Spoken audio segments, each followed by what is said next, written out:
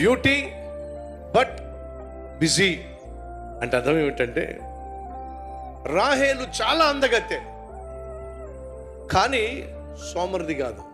ఎందుకు ఈ మాట చెప్తున్నానంటే, దయచేసి గమనించండి. రాహేలు చాలా చక్కనిది, అందమైంది.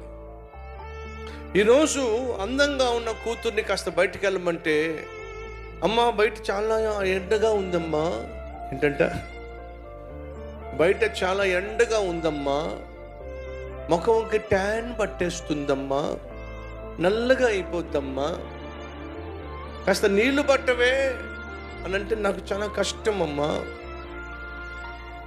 కాస్త ఇల్లు ఓడ్చవే నా వల్ల కాదమ్మా. ఇలాంటి పనికి మనల్ని ఇంట్లో ఉంచకండి. దయచేసి గమనించాలి.